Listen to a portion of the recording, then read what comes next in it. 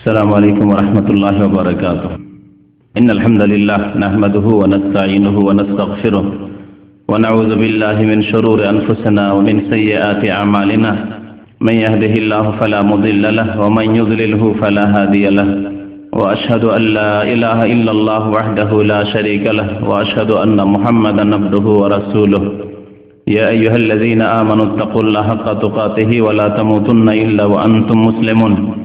يا أيها الناس اتقوا ربكم الذي خلقكم من نفس واحدة وخلق منها زوجها وبث منهما رجالا كثيرا ونساء واتقوا الله الذي تساءلون به والأرحام إن الله كان عليكم رقيبا.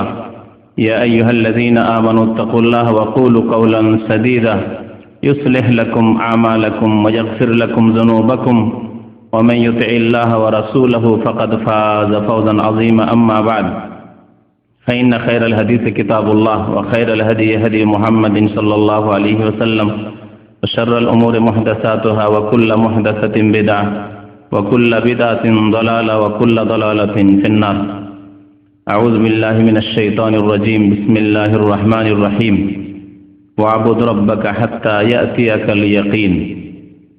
মহান আল্লাহ সমস্ত প্রশংসা যে আল্লাহ পাক আমাদেরকে পবিত্র মাহে রমজান 1429 হিজরিতে তার ইবাদত বন্দেগী করার সুযোগ দান করলেন, তৌফিক দান করলেন। বলুন আলহামদুলিল্লাহ।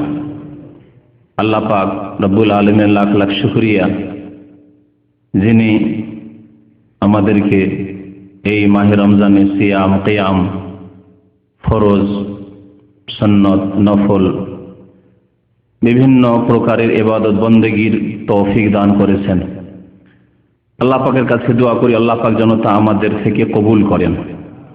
রব্বানা তাকাব্বাল মিন্না ইন্নাকা আনতাস সামিউল আলিম।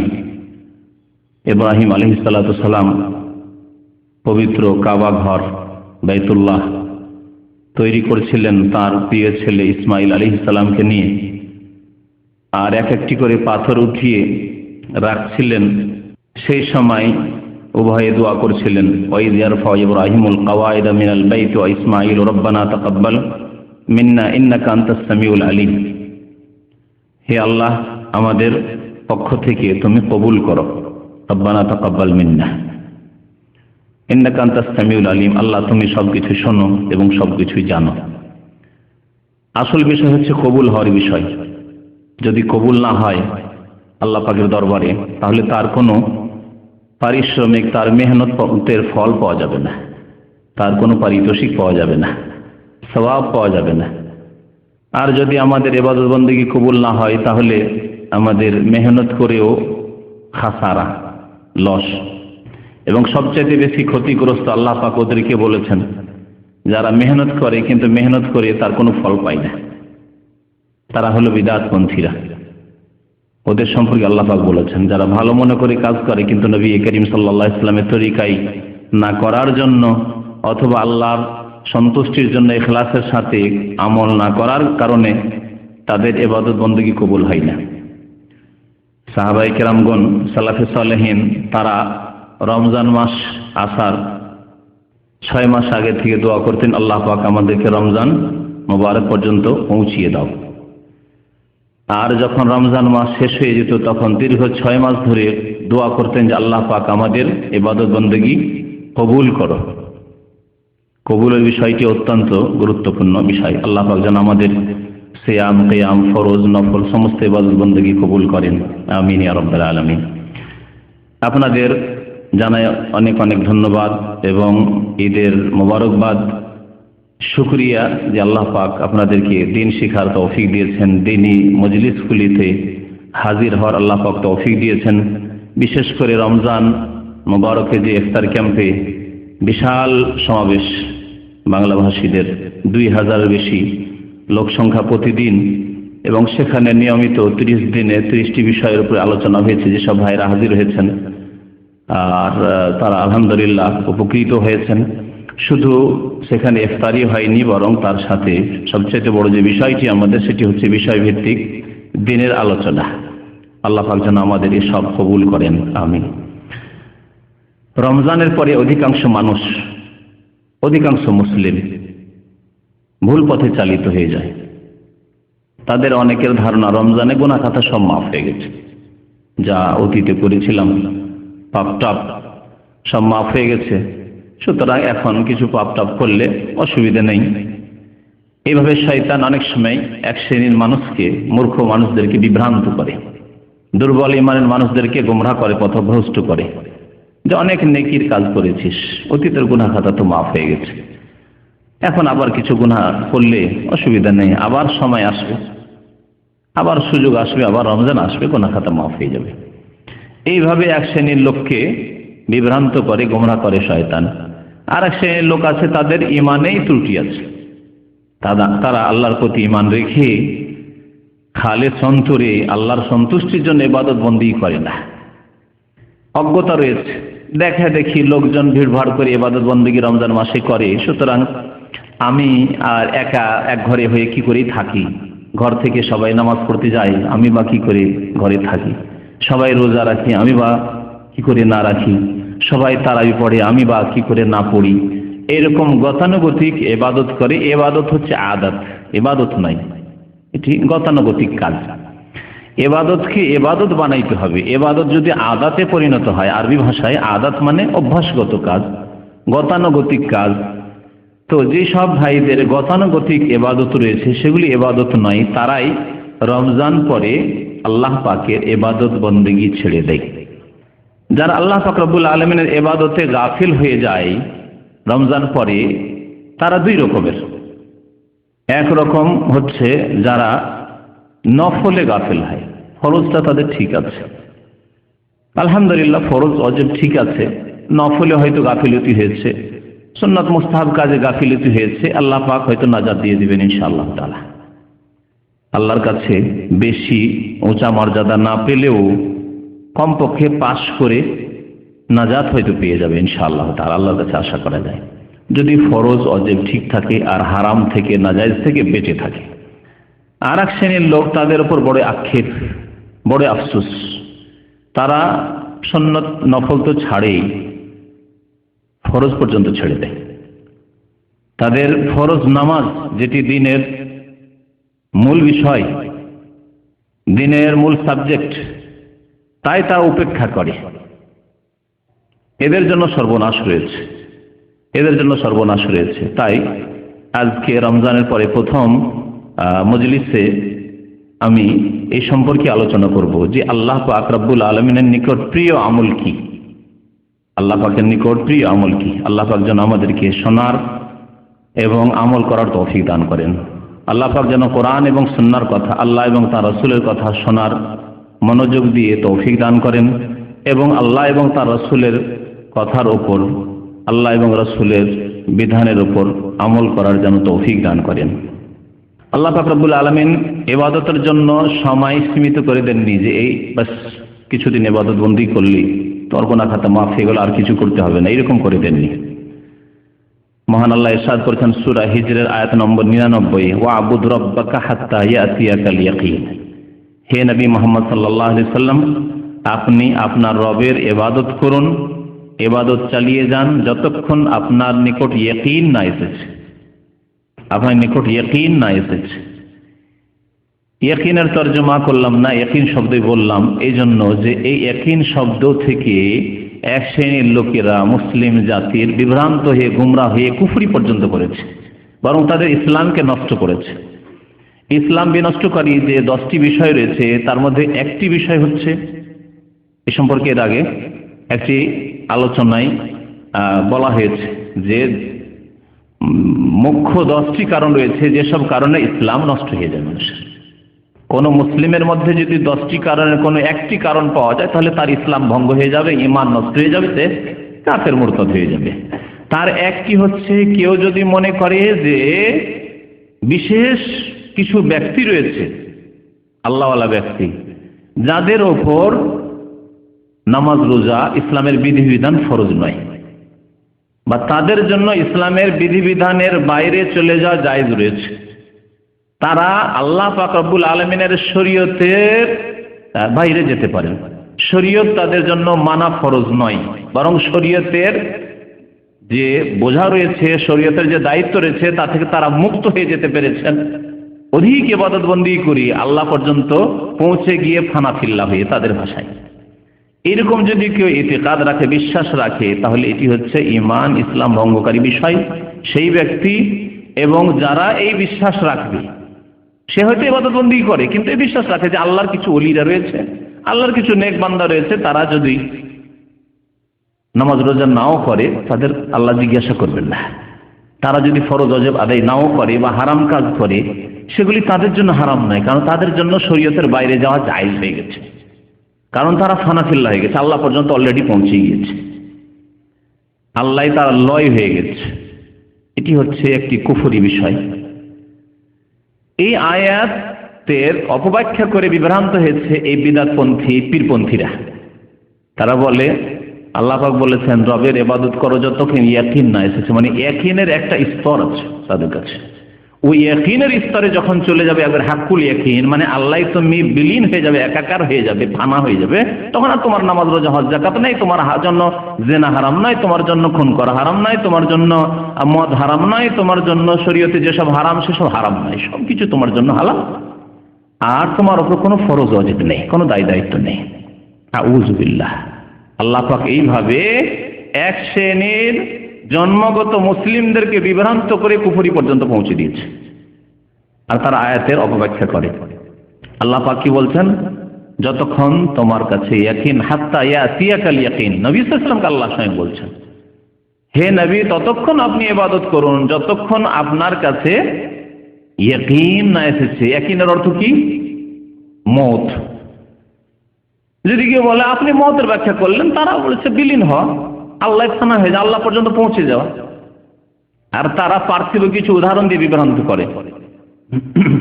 আপনি যাবেন মক্কা, তাই না? দাম্মাম থেকে মক্কা যাবেন, বা যে কোনো জায়গা থেকে পৃথিবীর মক্কা আসবেন, আপনার লক্ষ্য উদ্দেশ্য মক্কা। তাহলে মক্কা পৌঁছার জন্য যে কমিউনিকেশন দরকার, যদি আপনার বাস হয়তো বাস, ট্রেন হয়তো ট্রেন, যার যেখান থেকে যে ব্যবস্থা আছে, পানি জাহাজ তো পানি জাহাজ, উড়োজাহাজ, যেভাবে হোক না কেন, প্রয়োজন হবে না? হবে না? প্রয়োজন হবে, কারণ আপনি দূরে আছেন, এজন্য মাধ্যমের প্রয়োজন হবে। কিন্তু যদি আপনি মক্কাতেই থাকেন, হারামের পাশে আপনার চাকরি, বাইতুল্লাহর কাছে আপনার কাজকর্ম, তাহলে আপনার জন্য বাস লাগবে নাকি?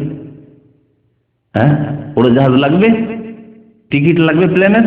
লাগবে না। সেই রকমই এভাবে গুমরা করে তারা, বলে যে যারা আল্লাহর ওলি, যারা আল্লাহ পর্যন্ত পৌঁছে গেছে গন্তব্যস্থানে, উদ্দেশ্য যে আল্লাহ সন্তুষ্টি, পৌঁছে গেছে, তাহলে তাদের জন্য আবার নামাজের কি দরকার? যেমন বাস ট্রেনের দরকার নেই আপনার জন্য, মক্কায় আছেন সেই জন্য, সেই রকমই তাদের জন্য নামাজ রোজার দরকার নেই, হারাম থেকে বাঁচার দরকার নেই, প্রয়োজন নেই। এইভাবে গুমরা করে। সবচেয়ে শ্রেষ্ঠ ব্যক্তি পৃথিবীর কে? রাসূলুল্লাহ সাল্লাল্লাহু আলাইহি ওয়াসাল্লাম। তিনি শেষ পর্যন্ত নামাজ পড়েছেন না, জীবনের কোন এক পর্যায়ে গিয়ে সেখানে গিয়ে তার নামাজ রোজা মাফ হয়ে গেছিল, তিনি স্টপ করে দিয়েছেন, বন্ধ করে দিয়েছিলেন।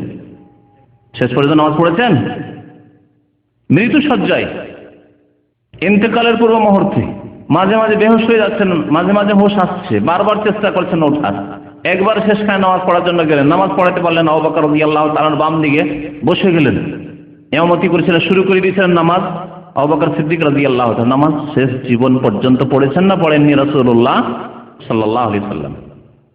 তাহলে হাত্তা ইয়াতিয়াকাল ইয়াকিন, আপনার নিকট ইয়াকিন আসা পর্যন্ত আপনি ইবাদত করতে থাকুন। তাহলে কি রাসূলুল্লাহ সাল্লাল্লাহু আলাইহি ওয়াসাল্লামের নিকট ইয়াকিন আসেনি, আর এই ওলিদের কাছে চলে এসেছে, মানে তাদের ভাষা, মানে তার আল্লাহ লয় হয়ে গেছে, বিলীন হয়ে গেছে, তাদের সবকিছু মাফ হয়ে গেছে, কিন্তু রাসূলুল্লাহ সাল্লাল্লাহু আলাইহি ওয়াসাল্লামের নামাজ রোজা মাফ হলো না। তার মানে বিদআতপন্থীদের কাছে, পীরপন্থীদের কাছে রাসূলের চাইতে বেশি তাদের ওলিদের গস কুতুবের মর্যাদা বেশি, ঠিক না? তাহলে তারা রাসূলের মানহানি করলো না? করলো না? রাসূলের মানহানিকারী তারা। রাসূলুল্লাহ সাল্লাল্লাহু আলাইহি ওয়াসাল্লামের যদি কেউ মানহানি করে, তার হুকুম কি? তাদের কিতাব থেকে বুঝে না, তাদের কাছ থেকে ফতোয়া নেন। কেউ যদি বেয়াদবি গোস্তাখি করে, মানহানি করে, রাসূলুল্লাহ সাল্লাল্লাহু আলাইহি ওয়াসাল্লাম সে মুসলিম না কাফের, তাদেরকে জিজ্ঞেস করে। এখন আসুন, ইয়াকিন মানে যে মওত, এ কথা বুখারী শরীফে রয়েছে, মুসলিম শরীফে রয়েছে, বহু হাদিস রয়েছে। একটি হাদিস শুধু শোনাচ্ছি, যেটা বুখারীতে রয়েছে, মুসলিমে রয়েছে। রাসূলুল্লাহ সাল্লাল্লাহু আলাইহি ওয়াসাল্লাম সাহাবায়ে কেরামরা মদিনায় হিজরত করে আসলেন। হিজরত করে আসার পরে প্রথম ব্যক্তি যেই মুহাজির ইন্তেকাল হয় মদিনায়, তার নাম বলতে পারেন? উসমান বিন মাযউন রাদিয়াল্লাহু তাআলা আনহু। উম্মুল আলা বলে এক মহিলা, আনসারী মহিলা, বলছেন যে যখন মুহাজিরিনরা হিজরত করে মদিনায় আসলেন তখন আমরা মুহাজিরদের ভাগ করে নিলাম। তাদের নেই বাড়ি, তাদের নেই বাসস্থান, তাদের নেই কোথায় থাকবে, কোথায় রাত কাটাবে জায়গা, তাদের খাবারের ব্যবস্থা নেই। আমরা তখন সবার জায়গির নিলাম, লজিং। আমাদের দেশে মাদ্রাসা আগেকালে জায়গির সিস্টেম ছিল, এখনো অনেক জায়গা আছে গ্রামে গঞ্জে। ভাগ করে নিলাম যে যতটা পারে, কেউ একজনকে, কেউ দুইজন, কেউ তিনজন, পাঁচজন, সাতজন করে মুহাজিরদেরকে আমরা মদিনার আনসারীরা ভাগ করে নিলাম। তো আমাদের ভাগে পড়লো উসমান বিন মাযউন রাদিয়াল্লাহু তাআলা আনহু, মুহাজির। আমরা তার যথাসাধ্য সেবা করলাম, খেদমত করলাম, তার আপ্যায়ন করলাম। কিছুদিন পরে তিনি অসুস্থ হয়ে পড়লেন, এমনকি তার ইন্তেকাল হয়ে গেল। আমাদের বাড়িতেই তার ইন্তেকাল হয়ে গেল। উম্মুল আলা রাদিয়াল্লাহু তাআলা আনহা, সাহাবিয়া বলছেন, মহিলা। যখন ইন্তেকাল হয়ে গেল রাসূলুল্লাহ সাল্লাল্লাহু আলাইহি ওয়াসাল্লাম দেখতে আসলেন, জিয়ারতে আসলেন। রাসূলুল্লাহ সাল্লাল্লাহু আলাইহি ওয়াসাল্লামের সামনে আমরা বললাম প্রশংসামূলক কিছু, যে আল্লাহ পাক এই উসমানকে জান্নাতি করেছেন, সম্মানিত করেছেন, এইরকম প্রশংসা করলাম। নবী সাল্লাল্লাহু আলাইহি ওয়াসাল্লাম বললেন যে আমা ইউদ্রিক, তুমি কেমন করে জানলে যে কি আল্লাহ সম্মানিত করেছেন না অসম্মানিত করেছেন, জান্নাতে যাবে না জাহান্নামে যাবে, তুমি কি করে জানলে? সুবহানাল্লাহ।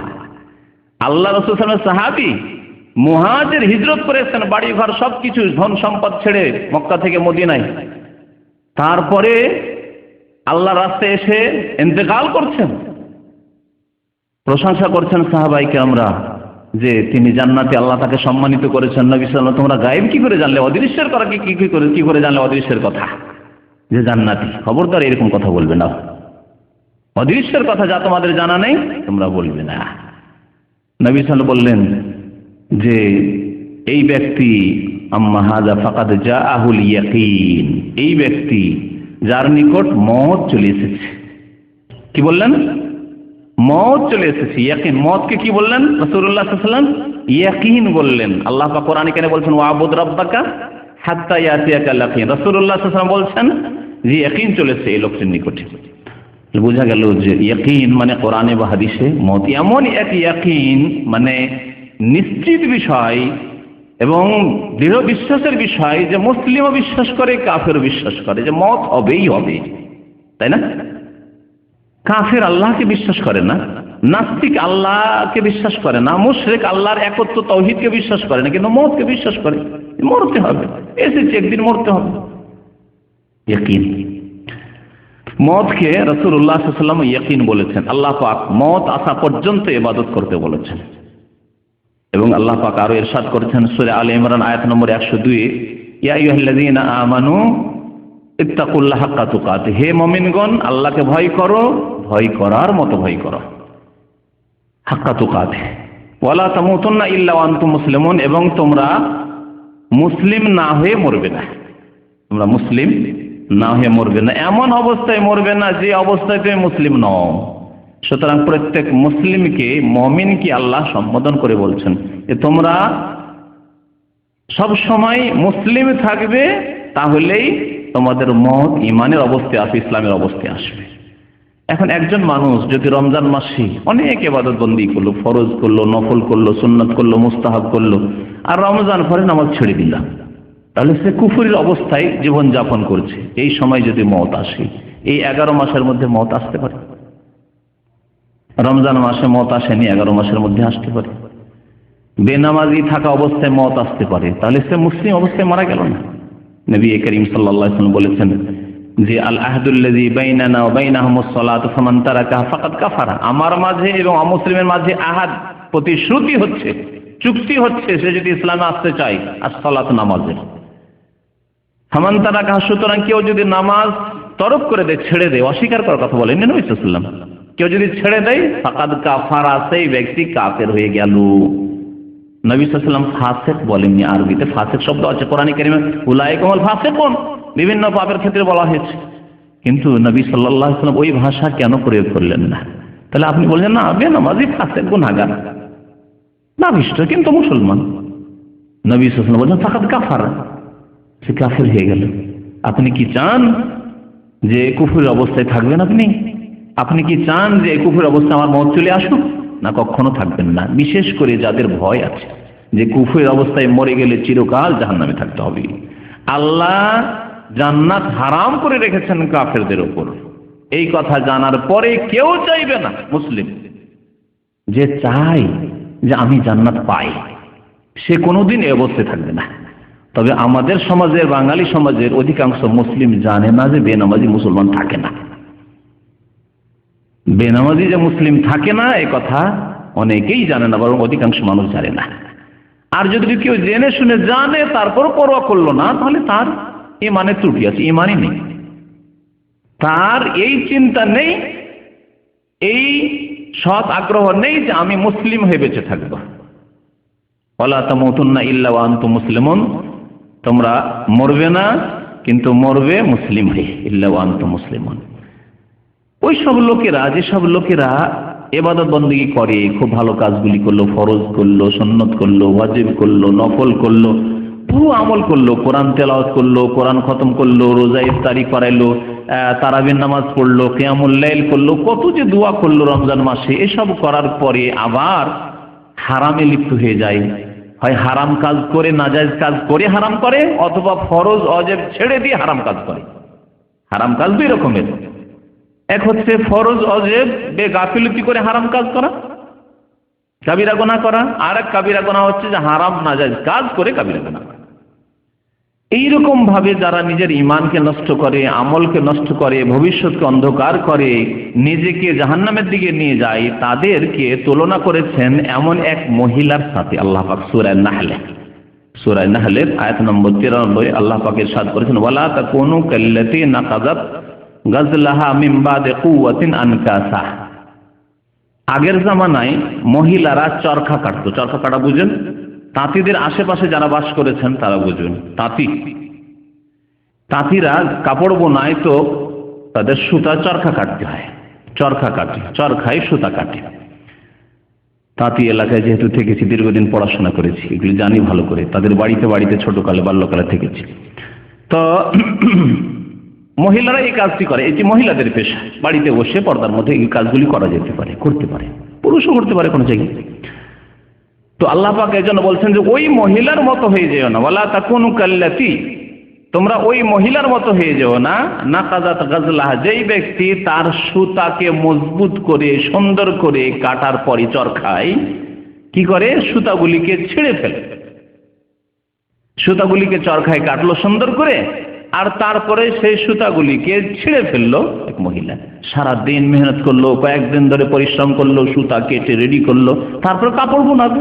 কাপড় বোনালে তার রুজি রোজগার হবে, আর দেশের মানুষ উপকৃত হবে তাদের কাপড় থেকে, সুতা থেকে। কিন্তু তা না করে যখন সুতা কাটা শেষ হলো চরকায়, তারপরে মধ্যখান থেকে গোল করে কাটা হয়েছে, গোল করে চরখায় সুতা কাটা হয়েছে, মধ্যখান থেকে যদি কেটে দেয় সবগুলি সুতা নষ্ট হলো না? সবগুলি সুতা নষ্ট হয়ে গেল। আল্লাহ পাক বলছেন তোমরা ওই রকম হইও না। তাহলে যেই ব্যক্তি রমজান মাসে ফরজ নামাজও মাশাআল্লাহ পড়লো, যেই ব্যক্তি রমজান মাসে রোজা রাখলো ফরজ, যেই ব্যক্তি রমজান মাসে সুন্নত তারাবিহ পড়লো, যেই ব্যক্তি রমজান মাসে নফল কোরআন তিলাওয়াত করলো, যেই ব্যক্তি রমজান মাসে যাকাত দিল, সাদকা দিল, দান খায়রাত করলো, ইত্যাদি বহু নেকির কাজ করলো, যে ব্যক্তি রমজান মাসে আরো বহু কাজ করলো, হারমাইন শরীফান গেল, মক্কা মদিনা গেল, উমরা করলো, বহু নেকির কাজ মুসলিম ভাইরা করেছেন এবং করে থাকেন, করলো। তারপরে যেই শাওয়াল শুরু হলো তখন হারাম কাজ করা শুরু করলো। যেই শাওয়াল মাস শুরু হলো তখন নামাজ ছাড়া শুরু করলো। কে ফজর নামাজ ছাড়লো, 4 ওয়াক্ত পড়ে 1 ওয়াক্ত পারি না। রমজান মাসে সাহারি টারি খেয়ে যায়, 10 মিনিট একটু জেগে হয়তো ফজর পড়েছে, কিন্তু রমজান পরে আর ফজর পড়ে না, আর পড়লে সূর্য ওঠার পরে। আল্লাহ পাক এরকম নামাজ কবুল করবেন না। নামাজ ওয়াক্ত মোতাবেক আল্লাহ ফরজ করেছেন, ওয়াক্তের সময়েই নামাজ পড়তে হবে। সূর্য উঠলে ফজরের নামাজের সময় শেষ হয়ে যায়, আর সময় থাকে না। ইচ্ছে করে কেউ সূর্য উঠাবে ওঠার চেষ্টা করবে না, জাগার জন্য চেষ্টা মেহনত করবে না, আর বলবে আমি তো পড়ি নামাজ সকাল 7টায় ডিউটি যাওয়ার আগে, এইরকম নামাজ আল্লাহ পাক কবুল করবেন না। ইমাম ইবনে তাইমিয়া রাহমাতুল্লাহ আলাইহি এই বিষয়টি গবেষণা করে তিনি বলেছেন যে আল্লাহ পাক প্রত্যেকটি নামাজের ওয়াক্ত যেহেতু নির্ধারিত করেছেন, ওয়াক্তের বাইরে স্বেচ্ছায় যদি কেউ নামাজ পড়ে নামাজ কবুল হবে না। কথা হচ্ছে স্বেচ্ছায় ইচ্ছা করে ওয়াক্তের বাইরে নিয়ে গেল নামাজ। অনিচ্ছাকৃত মানুষ ভুলে গেলে অনিচ্ছাকৃত হয়, ভুলে গেলে আর ঘুমিয়ে গেলে। তাই নবী করিম সাল্লাল্লাহু আলাইহি ওয়াসাল্লাম বলেছেন মান নামা আন সালাতিন আও নাসিয়াহা ফালইউসাল্লিহা ইযা যাকারাহা। কেউ যদি নামাজের সময় ঘুমিয়ে থেকে যায়, অনিচ্ছাকৃত ঘুম, ইচ্ছা করে নয় যে অ্যালার্ম লাগাইনি যাতে করে যতটা ঘুমের প্রয়োজন ঘুম হয়ে ইচ্ছা মতো যখন জাগবো তখন নামাজ পড়ব, না ওইরকম না। নামাজের সময় অ্যালার্ম লাগিয়ে রেখেছে, নামাজের ওয়াক্ত পার হতে দেয়নি। নামাজের শুরু ওয়াক্ত আছে, শেষ ওয়াক্ত আছে, শেষ ওয়াক্ত পার হতে দেয়নি। এবং জামাতে নামাজ পড়া উচিত, সেদিকেও খেয়াল রাখবে। মান নামা আন সালাতের নামাজের অবস্থায় সে অনিচ্ছাকৃত ঘুমিয়ে গেছে, ঘুম এমন হয়েছে যে জাগতে পারেনি। আও নাসিয়া, অথবা ভুলে গেছে, অনেক সময় ভুলে যেতে পারে। বিশেষ করে দূরে ছিলেন, মসজিদ থেকে জামাত হয়ে গেছে, জামাত ছুটিয়ে গেল মসজিদ, যার নামাজ জামাতে পড়া অভ্যাস, তারপরে ঠিক আছে বাসায় গিয়ে বাড়ি গিয়ে নামাজ পড়ে নেব, অনেক সময় ভুলে যেতে পারে। ভুল মানুষের হয়ে যেতে পারে, পরে মনে হতে পারে।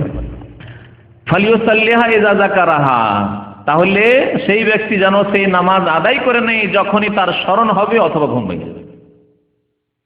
ভুলে যাওয়ার ক্ষেত্রে স্মরণ হলেই সাথে সাথে নামাজ পড়বে, আর ঘুম ভেঙে গেলেই সাথে সাথে নামাজ। ফাইন্না যালিকা ওয়াক্তুহা, এটি হচ্ছে তার ওয়াক্ত। অনিচ্ছাকৃত আর ইচ্ছাকৃত কেউ শুয়ে থাকবে আর নামাজ এইভাবে ওয়াক্ত পার করে দিবে, এই নামাজ কবুল হবে না। বরং এর জন্য তওবা, কুফরি করলো তওবা ইস্তেগফার করে আল্লাহর দ্বীনে ফিরে আসতে হবে।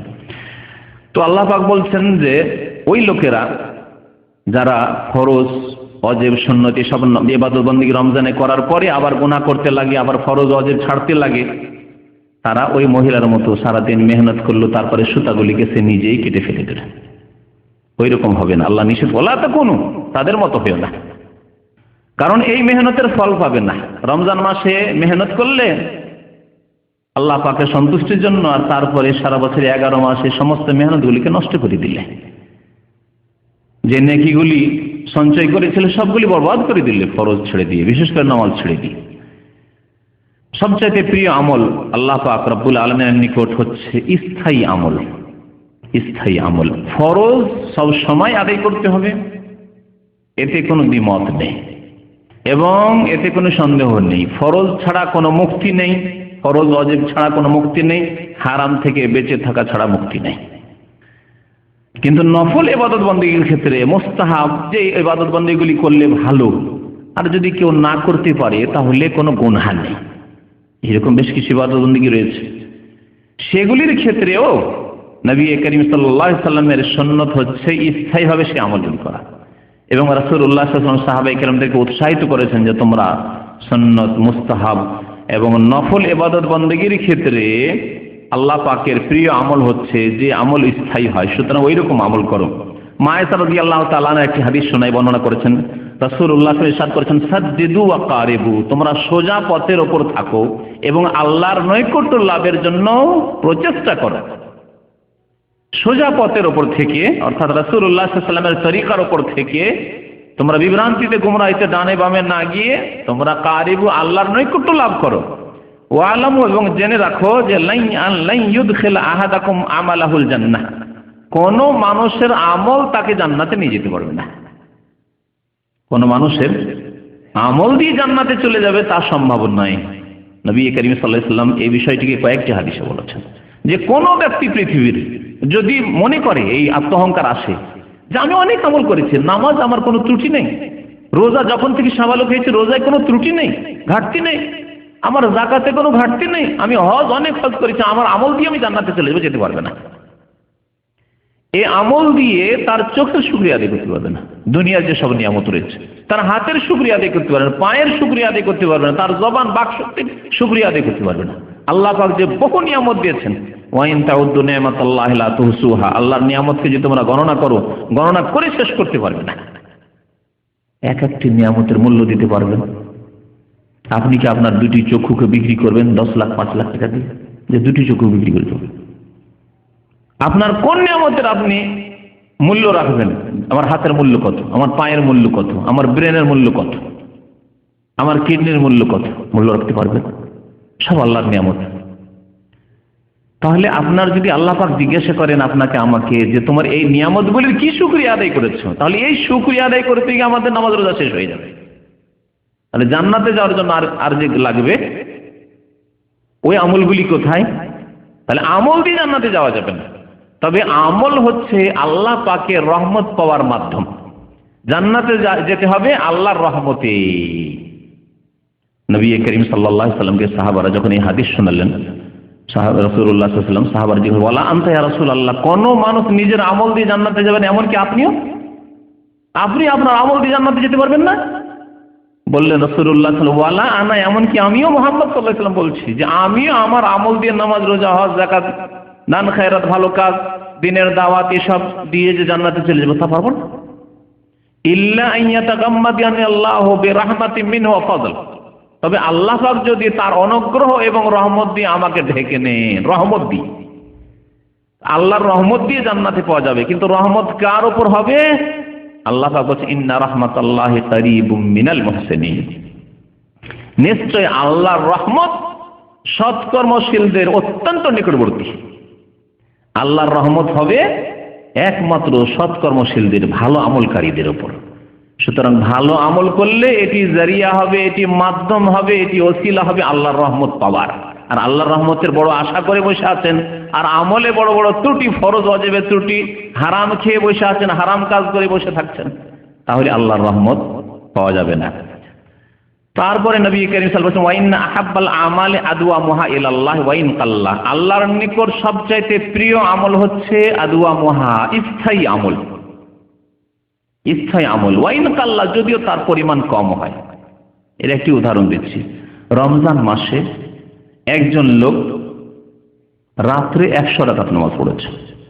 এরকম কিছু প্রাচীন যুগের ওলামায়ে কেরাম, আইম্মায়ে কেরামদের জীবনীতে লেখা হয়েছে, আল্লাহ ভালো জানে তারা 100 200 300 পড়েছেন না, তাদের ভক্তরা এইভাবে বাড়িয়েছে, তারও সম্ভাবনা কিছু আছে। 100 টাকা 200 টাকা 300 রাকাত নামাজ পড়েছেন, কোরআন খতম করেছেন, এত খতম করেছেন, অনেকগুলি কথা বাড়াবাড়িও আছে, যদি করে না খুব বেশি। তো একটি লোক রমজান মাসে, অবশ্য তারা রমজানের সাথে তাদের ইবাদত বন্দেগী সীমিত রাখেননি, কিন্তু আজকাল কিছু লোক আছে রমজান মাসে হয়তো 100 রাকাত করে নামাজ পড়েছে, লাইলাতুল কদরে, রমজানের রাতগুলিতে অনেক নফল পড়েছে, কিন্তু সারা বছর 11 মাসে রাত্রে 8 রাকাতও নেই, অর্থাৎ তাহাজ্জুদ নেই। এই লোকের আমল আল্লাহর কাছে অত প্রিয় নয়। 100 করে 100 রাকাত করে রমজানের 30 রাতে, তাহলে কত হয়ে যাবে? হ্যাঁ, 3000 রাকাত নামাজ পড়েছে, কিন্তু সারা বছর এই 11 মাসে কোনোদিন তাহাজ্জুদ পড়ার জন্য রাত্রে ওঠে। 2 রাকাত 4 রাকাত রাত্রে নফল পড়বে, কিয়ামুল লাইল পড়বে, আল্লাহর কাছে দোয়া করবে, এরকম তৌফিক হয়নি। এই আমল আল্লাহর কাছে প্রিয় না। 3000 রাকাত এত প্রিয় নয় আল্লাহর কাছে। আরেকজন লোক রমজান মাসে 8 রাকাত নবী সাল্লাল্লাহু আলাইহি ওয়াসাল্লামের সুন্নাত তাই পড়েছে। নবী করিম সাল্লাল্লাহু আলাইহি ওয়াসাল্লাম 8 রাকাতের বেশি আর 3 রাকাত ভিতরে 11 রাকাতের বেশি কখনো পড়েনি। মা কানা ইয়াজিদু ফি রমাদান ওয়ালা ফি গায়রিহি আলা 11 রাকাতান, সহিহ বুখারী শরীফ হাদিস। 11 রাকাত পড়েছে, কোয়ালিটি সুন্দর, দীর্ঘ করে, লম্বা করে, দীর্ঘ সাজদা, দীর্ঘ তেলাওয়াত, কোয়ালিটি সুন্দর করেছে, সংখ্যায় বেশি নয়। আর তারপরে রমজান পরেও তার কিছু না কিছু নফল ইবাদত বন্দেগী নামাজ আছে, রাত্রে তাহাজ্জুদের নামাজ আছে। তাহলে 8 রাকাত করে যদি দেখা হয়, সংখ্যায় এত বেশি নয় হয়তো, কিন্তু আছে নিয়মিত কিছু না কিছু ইবাদত বন্দেগী তার নামাজে রাত্রে আছে। তাহাজ্জুদ পুরো আছে, অথবা 2 রাকাত 4 রাকাত 6 রাকাত নামাজ যাই পারে পড়ে। নিয়মিত তাহাজ্জুদ না পড়তে পারলেও মাঝে মাঝে রাত্রে উঠে 2 রাকাত 4 রাকাত নামাজ পড়ে, আল্লাহর কাছে দোয়া করে, এইরকম লোক একজন। আর রমজান মাসে ওই 100 রাকাত 200 রাকাত পড়তে পারেনি, ও 8 রাকাত পড়েছে। কার ইবাদত বন্দেগী আল্লাহর কাছে বেশি প্রিয়? এই ব্যক্তির। আহাব্বুল আমাল ইলাল্লাহ আদওয়ামুহা, সবচেয়ে প্রিয় আমল আল্লাহর নিকটে ওই আমল যে আমল স্থায়ী হয়, ওয়াইন কাল্লা, যদিও তার পরিমাণ কম হয়। এটি নফল ইবাদতের ক্ষেত্রে, মুস্তাহাব ইবাদতের ক্ষেত্রে, ফরজের ক্ষেত্রে নয়। কেউ যদি বলে ফরজের ক্ষেত্রে যদিও কম হয় কিন্তু যে স্থায়ী করে, আর 4 ওয়াক্ত ফরজ নামাজ পড়ে, স্থায়ী সারা বছর 4 ওয়াক্ত পড়ে, বলবেন ভালো নাকি? যেই ফজর পড়লো না সে কুফরিতে চলে গেল। আল্লাহ না করে ফজর থেকে নিয়ে জোহরের মধ্যে যদি মওত হয়ে যায় তো কুফর অবস্থায় তার মওত হইল। যে ব্যক্তি ফজর নামাজ পড়লো না, 4 ওয়াক্ত পড়ে, সে কুফরি অবস্থায় থাকছে। যতক্ষণ জোহর আসেনি ততক্ষণ সে তার তওবা হয়নি, কারণ সে নামাজ তরককারী হয়ে আছে। চিন্তা করুন বিষয়টি।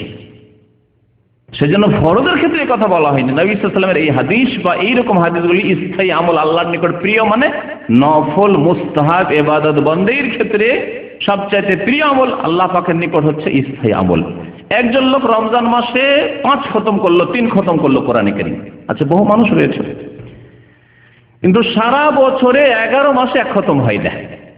পক্ষান্তরে আরেকজন লোক রমজান মাসে 1 খতমি বা 2 খতমি করেছে, আর তারপরে মাস 2 মাস 3 মাসে 1 খতম হয়। কোরআনের তাফসীর রমজানেও পড়েছে আর সারা বছর পড়তেই থাকে। নবীর জীবনী সিরাতুন নবী শুধু রমজানে নয়, আর ওই রবিউল আউয়ালে না, সারা বছর কিছু না কিছু তেলাওয়াত করতেই থাকে, পাঠ করতেই থাকে। এর ইবাদত বেশি পছন্দনীয় আল্লাহর আহাব্বুল আমাল। যে ব্যক্তি স্থায়ীভাবে কোরআন তেলাওয়াত করে, কোরআন তেলাওয়াত যেমন রমজানে করে, তেমনি শাওয়ালে করে, তেমন অন্যান্য মাসেও করে। আহাব্বুল আমাল ইলাল্লাহ আদওয়ামুহা, এই হচ্ছে এর অর্থ। বাকি ফরজ ওয়াজিব সব সময় আদায় করতে হবে, হারাম নাজায়েজ থেকে সব সময় বেঁচে থাকতে হবে। আল্লাহ পাক যেন আমাদেরকে তৌফিক দান করেন। মা আয়েশা রাদিয়াল্লাহু তাআলা আনহা আরেকটি হাদিস বর্ণনা করেছেন যে রাসূলুল্লাহ সাল্লাল্লাহু আলাইহি সাল্লাম রাত্রে যখন নামাজ পড়তেন তখন পর্দা করার জন্য, যাতে নির্জনে ইবাদত হয়, মসজিদে নববীতে একটা চাটাই দিয়ে, পাটি বলেন না, চাটাই বলেন আপনারা, পাটি দিয়ে, খেজুরের পাটিতে ঘিরে দিতেন, ওই ঘেরা থাকতো, লোকজন আসলে নির্জনে ইবাদত করছেন। কানালে রাসূলুল্লাহ সাল্লাল্লাহু আলাইহি ওয়াসাল্লাম হাসিরুন, একটি পাটি ছিল, চাটাই ছিল, ওয়া কানা ইউহাজ্জিরুহু মিনাল লাইল, রাতে ওটা দিয়ে ঘিরে দিতেন, তারপরে তাহাজ্জুদ পড়তেন। ফায়াসাল্লি ফিহি ফাজাআলান নাস ইউসাল্লুনা বিসসালাতিহি, লোকেরা যখন জানতে পারল যে পাটির আড়ে রাসূলুল্লাহ সাল্লাল্লাহু আলাইহি ওয়াসাল্লাম তাহাজ্জুদ পড়ছেন, পাটির পিছন থেকেই তারা রাসূলুল্লাহ সাল্লাল্লাহু আলাইহি ওয়াসাল্লামের ইক্তেদা করে তাহাজ্জুদেও ইক্তেদা করা, মুক্তাদি হয়ে শুরু করতেন। ওয়ায়াবসুতু বিন্নাহ, রাসূলুল্লাহ সাল্লাল্লাহু আলাইহি ওয়াসাল্লাম যখন দিন হইতো তখন বিছিয়ে দিতেন, যাতে যারা দিনে আসবে না বুঝতে পারে যে এখানে কি হচ্ছে না হচ্ছে। দিনে বিছিয়ে দিয়ে ওর উপরে নামাজ দিত, মসজিদে বিছানো থাকতো। ফাসাবু যাতা লাইলাতিন, এক রাত সাহাবায়ে কেরামরা জানতে পেরে একবারে ঝাঁপিয়ে পড়েছেন যে আজকে আল্লাহ রাসূল সাল্লাল্লাহু আলাইহি ওয়াসাল্লামের পেছনে তাহাজ্জুদের নামাজ জামাত সহকারে পড়ব, ভিড়ভাড় করেছেন। ফাকালা, রাসূলুল্লাহ বললেন, ইয়া আইয়ুহান নাস আলাইকুম মিনাল আমালি মা তুতিকুন। রাসূলুল্লাহ সাল্লাল্লাহু আলাইহি ওয়াসাল্লাম যেহেতু তাহাজ্জুদ পড়ে দীর্ঘক্ষণ, 4 ঘন্টা, 5 ঘন্টা, 6 ঘন্টা তাহাজ্জুদ পড়তেন।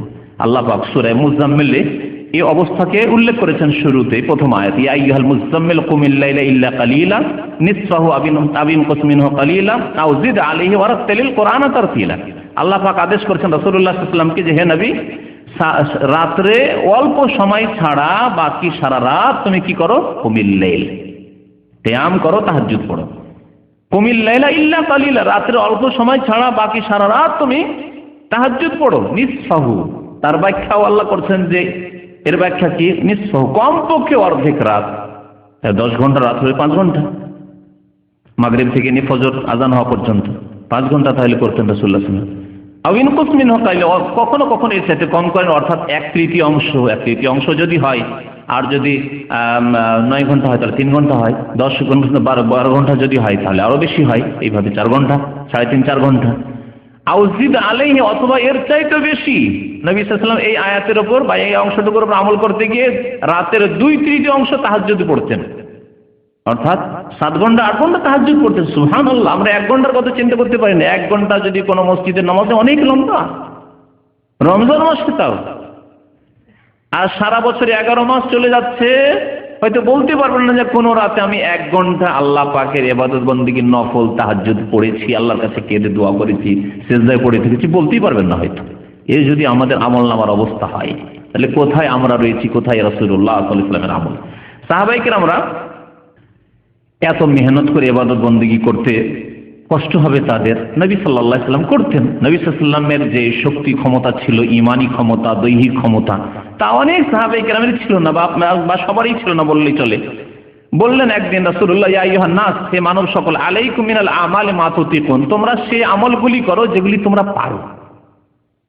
একদিন তোমরা আমার সাথে 5 ঘন্টা তাহাজ্জুদ পড়বে, তারপরে দিনে তোমরা নিজের রুজি রোজগারি করতে পারো, সারাদিন ঘুমাবে। আজকালকার জামানার মানুষের অবস্থা, কিয়ামুল লাইল করেছে রমজান মাসে, শবে কদর করেছে, লাইলাতুল কদর, তারপরে দিনে শুয়ে আছে। শুইতে গিয়ে জোহরও গেছে অনেকে, এমনও কিছু লোক আছে। আবার জোহর পর আবার দিল টান ঘুম, আসরের খোঁজ খবর নেই। অনেকে আসর পর ঘুমায়, ইফতারির সময় খিদায় আছে, ওই সময় আল্লাহ পাকের কাছে একটু দোয়া করবে, কোরআন তেলাওয়াত করবে, আসর পর ঘুমাচ্ছে। তো এমন যদি হয় তাহলে কি ইবাদত হইল? নবী সাল্লাল্লাহু আলাইহি ওয়াসাল্লাম বললেন যে ওই আমলগুলি করো যে আমলগুলি তোমাদের পক্ষে সম্ভব। ফাইনাল্লাহ লা ইয়ামাল্লু হাত্তা তামাল্লু, আল্লাহ পাক অতক্ষণ ক্লান্ত হবেন না যতক্ষণ তোমরা ক্লান্ত না। অর্থাৎ আল্লাহ কি ক্লান্ত হন? মানে আল্লাহ পাক তোমাদের নেকি দিতে দিতে বিরক্তি বোধ করবেন না, বিরক্ত হবেন না। আল্লাহ ক্লান্ত হবে, আল্লাহর বিরক্ত হওয়া হচ্ছে যে তোমরা নেকি কত করবে, করো না। আল্লাহ পাক বিরক্ত হবেন না যে এত কাজ করছে কি করে দেবো আমি। আপনার যদি লেবার খুব বেশি কাজ করে আর যদি ওভার টাইম খুব বেশি চলে আসে, অনেক সময় বিরক্তি আসে, এত ওভার টাইম কি করে আমি পয়সা দেবো, কি করে এত পেমেন্ট করবো, বিরক্তি আসতে পারে। আল্লাহ পাকের কাছে সেই বিরক্তি নাই। ফাইনাল্লাহ লা ইয়ামাল্লু হাত্তা তামাল্লু, তোমরাই ক্লান্ত হয়ে যাবে, তোমাদের কাজে অনীহা চলে আসবে, তোমাদের অভক্তি বা বিরক্তি চলে আসবে, তখন তোমরা ভেঙে পড়বে, আর পারছি না। আল্লাহ পাক রব্বুল আলামিনের অবস্থা এরকম হবে না যে আল্লাহ আর নাকি দিতে পারছি না, এরকম হবে না। ওয়াইন আহাব্বাল আমাল ইলাল্লাহি মা দুওয়া আলাইহি ওয়াইন কাল্লা, সবচেয়ে প্রিয় আমল হচ্ছে যে আমল স্থায়ী হয় যদিও কম হয়। তোমরা 4 ঘন্টা 5 ঘন্টা তাহাজ্জুদ আমার মতো পড়িও না, তোমরা 1 ঘন্টাই করো, 1.5 ঘন্টাই করো, 2 ঘন্টাই করো, কিন্তু স্থায়ী করার চেষ্টা করো। ওয়াকানা আলো মুহাম্মাদিন সাল্লাল্লাহু আলাইহি ওয়াসাল্লাম, আয়েশা রাদিয়াল্লাহু তাআলা বলছেন রাসূলুল্লাহ সাল্লাল্লাহু আলাইহি ওয়াসাল্লামের পরিবারগণ কি করতে, এজা আমেলু আমালান আসবাতুহু, যে কোনো আমল করলে স্থায়ীভাবে করতেন। এমন না যে একদিন 2 দিন করলেন, 1 সপ্তাহ 2 সপ্তাহ করলেন, তারপরে ছেড়ে দিলেন, গেল, মাসকে মাস নেই। নামাজের ক্ষেত্রেও, রোজার ক্ষেত্রে এমন নয় যে 1 মাসে হয়তো 5টি 7টি নফল রোজা রাখলাম, আর 1 মাসে 2 মাস 3 মাস 4 মাস রোজাই নেই নফল, এমন কাজ করতেন না সাহাবায়ে কেরামরা।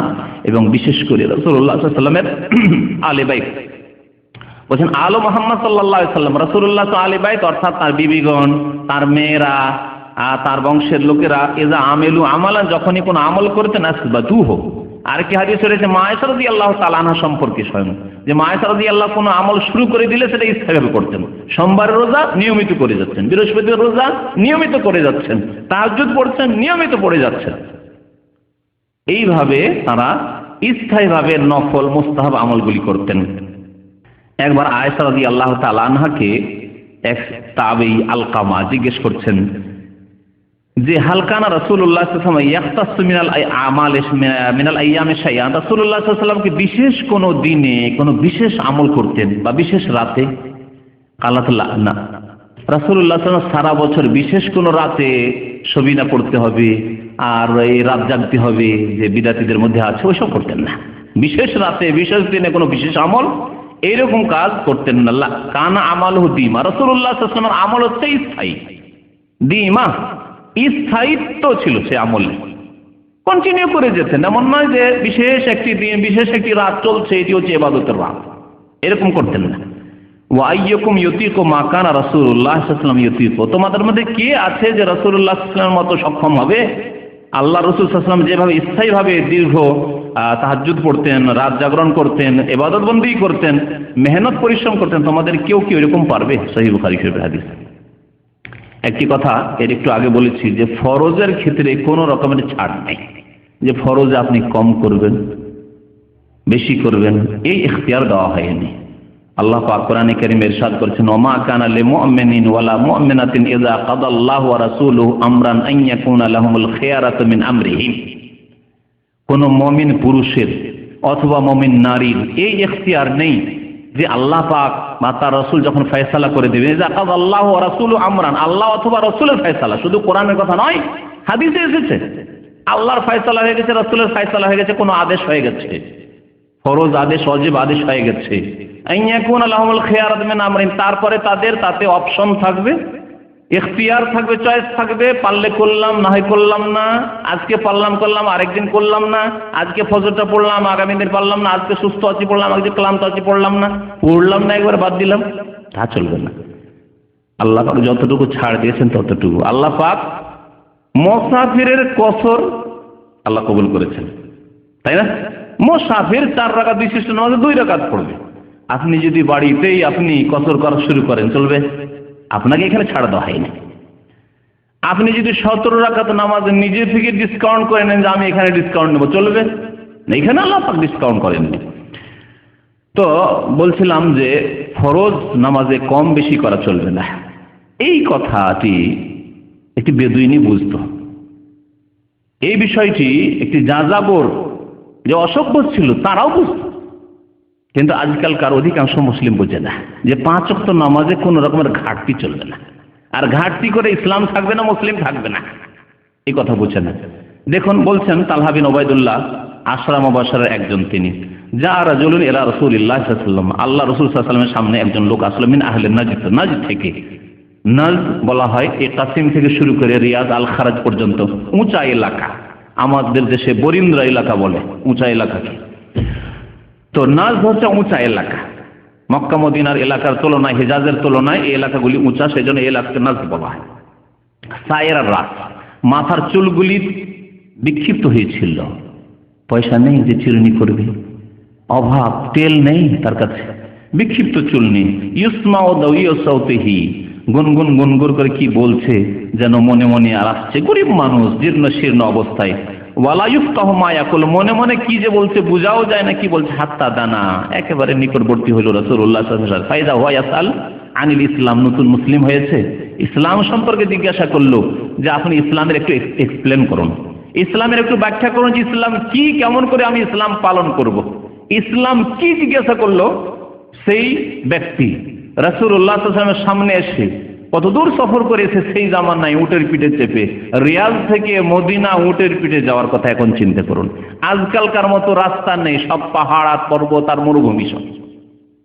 গিয়ে জিজ্ঞাসা করছেন ইসলাম সম্পর্কে, ইসলাম মানে আপনার খেয়াল খুশি কাজ নাই। জবাব দিচ্ছেন রাসূলুল্লাহ সাল্লাল্লাহু আলাইহি ওয়াসাল্লাম, প্রথম জবাব খামসু সালাওয়াতিন ফিল ইয়াউমি ওয়াল লাইলা। আমি এই হাদিসটি বহুবার আপনাদেরকে শোনাই, শুধু এই বেনামাজিগুলিকে নামাজি করার জন্য, আধা নামাজিগুলিকে ফুল নামাজি করার জন্য, খেয়াল খুশি নামাজ পড়া লোকদেরকে আসলে আল্লাহর গোলাম বানানোর জন্য, মনের গোলাম না হয়ে। খামসু সালাওয়াতিন ফিল ইয়াউমি ওয়াল লাইলা, রাত এবং দিনে 5 ওয়াক্ত নামাজ পড়ার নাম হচ্ছে ইসলাম। সুবহানাল্লাহ। 5 ওয়াক্ত নামাজ না পড়লে খামস করতে হবে, আর বা চলবে না, 3 চলবে না, 2 চলবে না, কোনোদিন বেশি পড়লাম কোনোদিন কম পড়লাম, এটা চলবে না। রাত দিনে 24 ঘন্টায় 5 ওয়াক্ত নামাজ পড়তে হবে। ফাকালা হাল আলাইয়া গায়রুহা, জিজ্ঞাসা করছে ইয়া রাসূলুল্লাহ, এছাড়া কি আর কোনো নামাজ পড়তে হবে, মানে ফরজ হিসাবে? বললেন রাসূলুল্লাহ সাল্লাল্লাহু আলাইহি ওয়াসাল্লাম, আর কোনো নামাজ, ফরজ কোনো নামাজ নেই। ফরজ ওয়াজিব নামাজ হচ্ছে 5 ওয়াক্ত নামাজ, 17 রাকাত নামাজ। তোমার মুক্তির জন্য, তোমার জান্নাত পাওয়ার জন্য, ও তোমার পাস করার জন্য এই নামাজ লাগবেই, 17 রাকাত নামাজ। ইল্লাম তাতাওয়া, তবে যদি তুমি নফল হিসাবে পড়ো, যেগুলি তোমার ফরজ করা হয়নি, তার মধ্যে সুন্নতে রাতেবা আছে, বিতর আছে, কিছু সুন্নতে মুআক্কাদা আছে, কিছু এমনি নফল আছে, কিন্তু ফরজ নয় সেগুলি, হয় সুন্নত নয় মুস্তাহাব নফল আছে। কালা রাসূলুল্লাহ সাল্লাল্লাহু আলাইহি ওয়াসাল্লাম, রাসূলুল্লাহ সাল্লাল্লাহু আলাইহি ওয়াসাল্লাম বলেন সিয়াম রমজান, আর ইসলাম হচ্ছে রমজান মাসের সিয়াম পালন, রোজা রাখার নাম। ইসলামের ব্যাখ্যা যখন জিজ্ঞেস করলে 5 ওয়াক্ত নামাজ প্রথম ঠিক করে নিয়ে রমজান মাসে রোজা রাখা, যেটা আমির গরিব সবাইকে করতে হবে। আমিরকেও 5 ওয়াক্ত নামাজ পড়তে হবে, আর গরিবকেও পড়তে হবে, পয়সাওয়ালাকেও পড়তে হবে। নামাজের কোনো বিকল্প নেই। আমাদের দেশে বিদাতের নামাজের কাফারা দেয়, নামাজ পড়ুক আর না পড়ুক, পয়সাওয়ালারা বেশি কাফারা দিতে পারবে, মরার সময় কাফারা দিয়ে দিলে ও জান্নাতে পাঠিয়ে দেবো টোয়া করে, কোনোদিন হবে না, অসম্ভব কথা। নামাজের কোনো মূল্য নেই, বিকল্প যে নামাজ পড়লাম না আর নামাজের মূল্য দিয়ে এত টাকা দিয়ে আমি মুক্তি পেয়ে যাবো, এরকমের মূল্য নেই, এরকম বিনিময় নেই। নামাজ পড়েই আদায় করতে হবে। তো বলছেন অসিয়াম রমজান, রমজান মাসের রোজা। কালা হাল আলাইয়া গাইরু, তারপর আরেকটি বিষয় এখানে বলা যেতে পারে, রমজান মাসের রোজা কেউ যদি না রাখতে পারে তাহলে তার জন্য স্থায়ীভাবে রোগী অথবা অত্যন্ত বিরুদ্ধ হয়ে গেছে, ফিদিয়ার ব্যবস্থা আল্লাহ কোরআনে বলেছেন। যে এক এক রোজার বিনিময়ে ফি দিয়ে দাও, হ্যাঁ 1.5 কেজি করে চাউল দিয়ে দাও, রোজার নাকি পাওয়া যাবে? একজন বৃদ্ধ 80 বছর বয়সে 90 বছর মানুষ রোজা রাখতে পারে না, বা স্থায়ী রোগী, তার জন্য রোজার বিকল্প আল্লাহ পাক দিয়েছেন, কিন্তু নামাজের বিকল্প 1 লক্ষ টাকা এক রাকাতের জন্য দেব, চলবে না। কোটি কোটি টাকা যাদের আছে তারা তো বলতে পারে ফজরের নামাজ পড়া সম্ভব হচ্ছে না, সুতরাং কত টাকা লাগবে, লক্ষ লক্ষ টাকা দিয়ে দেবো ফজরের নামাজের বিনিময়ে, হবে না, আল্লাহ পাক কবুল করবেন না। তাহলে এই কয় পয়সার গ্রাম্য কাফারা আদায় করা আর গ্রামের লোকদের পেট ভরা, সর্দার মন্ডলদের মাতাব্বরদের, এসব করে আর কিছু হবে না, দুনিয়াও নষ্ট হবে আর আখিরাতও নষ্ট হবে। এই হারাম খেয়ে না দুনিয়ায় শান্তি পাওয়া যাবে না আখিরাতে শান্তি। ওয়াসিয়াম রমজান, রমজান মাসে রোজা রাখতে হবে হচ্ছে ইসলাম। কাল হাল আলাইয়া গায়রুহু, রমজানের রোজা ছাড়া আর কিছু করতে হবে?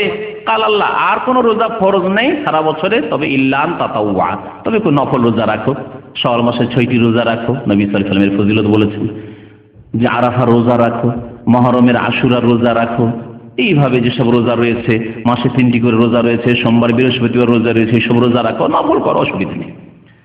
কাল ওয়াজাকারা রাহু রাসূলুল্লাহ সাল্লাল্লাহু আলাইহি ওয়াসাল্লাম যাকাত, যাকাতের কথা উল্লেখ করলেন, পয়সা থেকে যাকাত রয়েছে।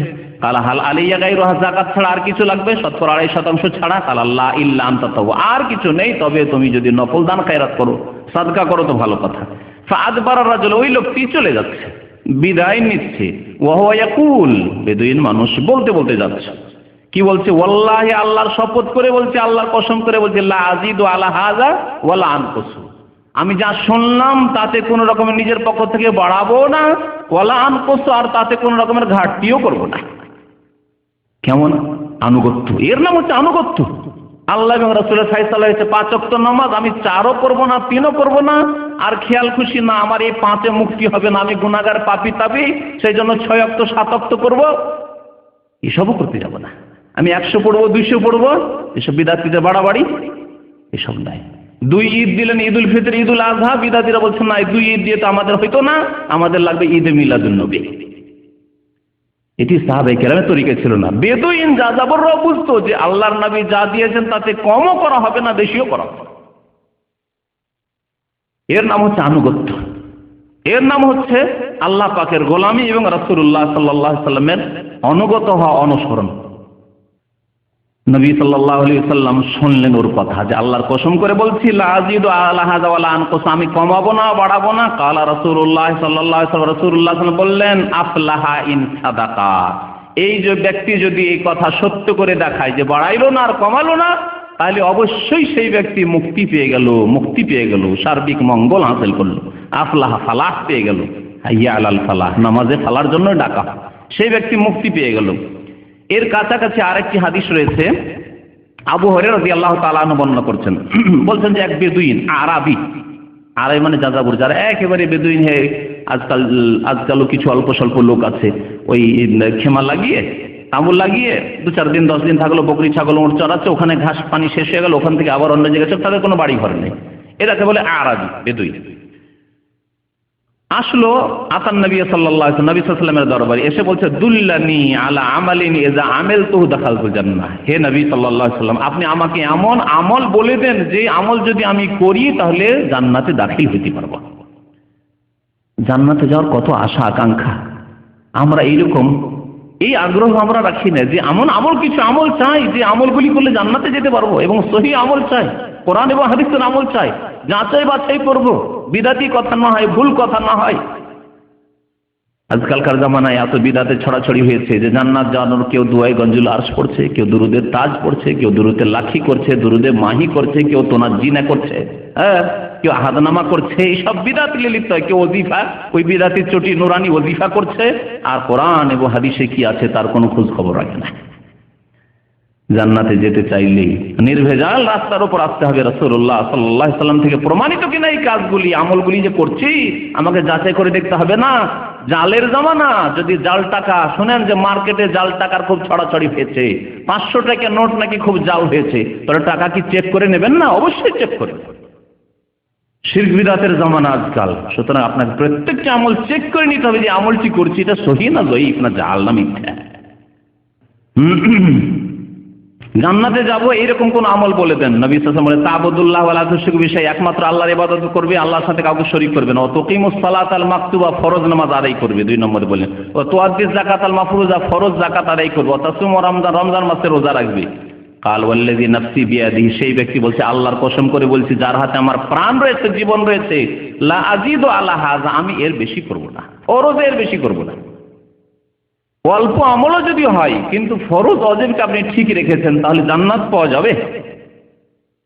যদি আপনি শিরক বিদআত না করেন, বাড়াবাড়ি না করেন, ঘাটতি ফরজে না করেন, নামাজই আপনি ঘাটতি করে দিচ্ছেন এইরকম না করেন, আপনি রোজায় ঘাটতি করে দিচ্ছেন, যাকাতে ঘাটতি করে দিচ্ছেন এইরকম কাজ না করেন, কাবিরা কোনো হারাম করছেন এইরকম যদি না করেন, সুদ খাচ্ছেন, ঘুষ খাচ্ছেন, এইসব কাজ যদি না করেন, তাহলে রাস্তা কত সহজ জান্নাতের। ফালাম্মা ওয়াল্লা, এই লোকটি এ কথা বলে চলে যাচ্ছে। কালান নবী সাল্লাল্লাহু আলাইহি ওয়াসাল্লাম, নবী করিম সাল্লাল্লাহু আলাইহি ওয়াসাল্লাম বললেন, মান সাররাহু আন ইয়ানজুরা ইলা রাজুলিন মিন আহলিল জান্নাহ ফালইয়ানজুর ইলা হাযা, কেউ যদি জান্নাতের লোককে দেখতে ইচ্ছা করে তাহলে এই লোকটিকে দেখে নিক। যা যাব বকরি চড়াই, উট চড়াই, সেই লোকটি সম্পর্কে বলছেন রাসূলুল্লাহ সাল্লাল্লাহু আলাইহি ওয়াসাল্লাম, মান সাররাহু আন ইয়ানজুরা ইলা রাজুলিন মিন আহলিল জান্নাহ, কেউ যদি জান্নাতের লোক দেখতে চায় ফালইয়ানজুর ইলা হাযা, এই লোকটিকে দেখে নিক, এই লোক জান্নাতি। কি জন্য? সে 5 ওয়াক্ত নামাজে ওয়াদা করলো কোনো ঘাটতি করব না, যাকাতে কোনো ঘাটতি করব না, আমি একমাত্র আল্লাহর ইবাদত করব, শিরক করব না, কবর মাজারে যাব না শিরক করতে, সেখানে পাবো বলে যাব না, তারকে দেব বলে যাব। যদি কবরে যেতে হয় কাঁচা কবরে যেতে হবে গ্রামের, যে তাদেরকে দেব, তাদেরকে সালাম দেব, তাদের কাছে দোয়া করব না, তাদের জন্য দোয়া করবো আল্লাহ পাকের কাছে, আল্লাহ এরা গুনাহগার হয়ে হয়তো রয়েছে, এদের কবরে হয়তো আযাব রয়েছে, আল্লাহ এদের মাফ করে দাও, এই জন্য যাব। আর কবরে গেলে কিছু পাবো, চাদর চড়িয়ে আসবো, মনের আশা পূরণ হবে, বাসনা পূরণ হবে, এসব শিরক করতে যাই না, তাহলে জান্নাত পাওয়া যাবে। নবী করিম সাল্লাল্লাহু আলাইহি ওয়াসাল্লাম জান্নাতের নিশ্চয়তা দিলেন কেউ যদি 5 ওয়াক্ত নামাজ আদায় করে।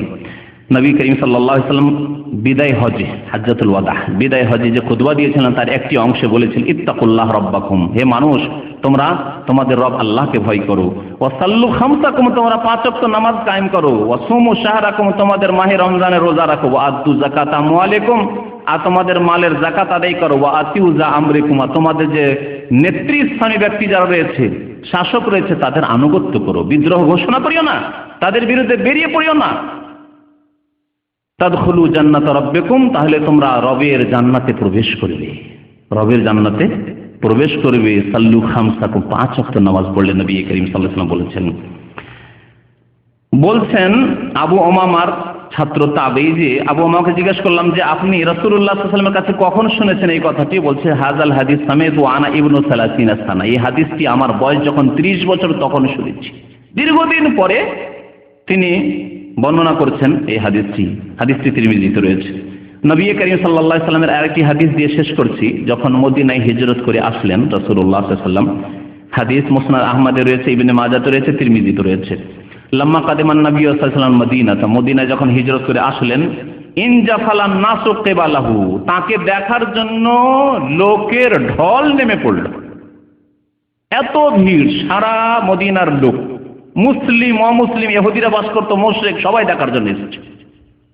শুনছি এতদিন থেকে, আর যেই লোক আসেনি এখন মদিনায়, আর মদিনার আওস খাজরাজের অধিকাংশ লোকই মুসলমান হয়ে গেছে, কে তিনি? দেখো, দেখার জন্য সবাই ছুটেছেন।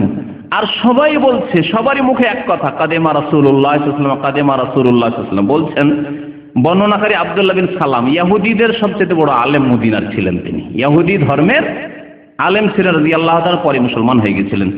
বলছেন যে সবারই মুখে শুধু এক কথাই শুনছি যে আল্লাহ রাসূল সাল্লাল্লাহু আলাইহি ওয়াসাল্লাম চলে এসেছেন, আল্লাহ রাসূল আগমন করেছেন, আল্লাহ রাসূল আগমন করেছেন সাল্লাল্লাহু আলাইহি ওয়াসাল্লাম। বলছেন ফাজিয়াতু ফিন্নাস, সবাই আসে, আমিও আসলাম, যদিও ইহুদি, দেখতে যাই, দেখি, তামাশা দেখতে অনেকে আসে, হয়তো মতের মিল নাই কিন্তু তামাশা দেখার জন্য অনেকে আসে। ফাজিয়াতু ফিন্নাস লিআনজুরা, দেখা যায়। ফালাম্মা তাবায়্যানতু ওয়াজহাহু, যখন রাসূলুল্লাহ সাল্লাল্লাহু আলাইহি ওয়াসাল্লামের মোবারক চেহারা খুব গাঢ়ভাবে দেখলাম, ভালো করে দেখলাম, ভালো দৃষ্টি দিয়ে দেখলাম, আরাফতু আন্না ওয়াজহাহু লাইসা ওয়াজহু কাযাব, আমার ইয়াকিন হয়ে গেল, দৃঢ় বিশ্বাস হয়ে গেল যে এত সুন্দর চেহারা, এত নুরানি চেহারা, এত বরকতময় চেহারা কোনোদিন মিথ্যুক চেহারা হইতে পারে না, মিথ্যাবাদীর চেহারা মুখমণ্ডল হইতে পারে না। বিশ্বাস হয়ে গেল ইহুদিদের আলেম, কিন্তু আল্লাহ পাক হিদায়াত করবেন, অন্তরকে ফিরিয়ে দিয়েছেন আল্লাহ পাক। ফাকান আউওয়ালা শাইইন সামিআতুহু তাকাল্লামা বিহি।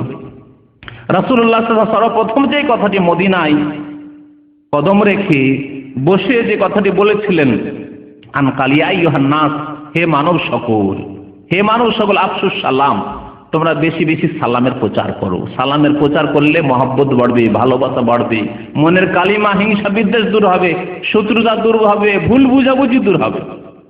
সালাম যদি দেন, আগে থেকে হয়তো কি এরকম ধারণা আছে লোকটি আমার শত্রু বা লোকটি আমার মতের বিরোধী, লোকটি আমার তরিকায় নাই, সালাম আলাইকুম আগে থেকে দিলেন, না রে আমার ধারণা তো ভুল ছিল, লোকটি সম্পর্কে ভাবছিলাম যে না আমাদের হয়তো ঘৃণা করে বা আমাদের অহংকারী, কত রকমের যে আপনার অন্তরে অসহসা ছিল।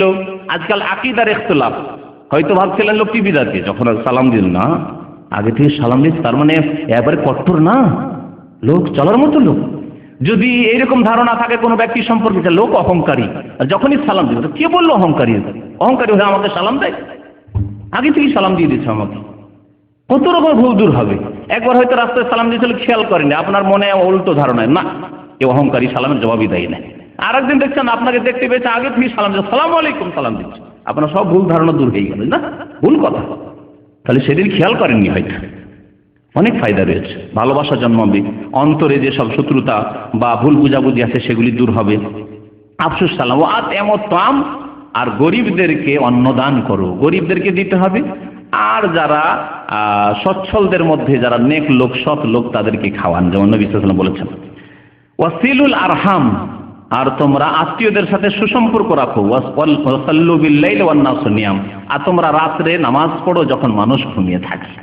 তাদখুলুল জান্নাতা বিসালাম, তাহলে তোমরা সহি সালামত নিরাপদে জান্নাতে যেতে পারবে। তাহলে জান্নাতে যাওয়ার জন্য সালামের প্রচার করতে বললেন নবী করিম সাল্লাল্লাহু আলাইহি ওয়াসাল্লাম, যদিও সুন্নত কাজ কিন্তু জান্নাতে যাওয়ার মাধ্যম রাস্তা।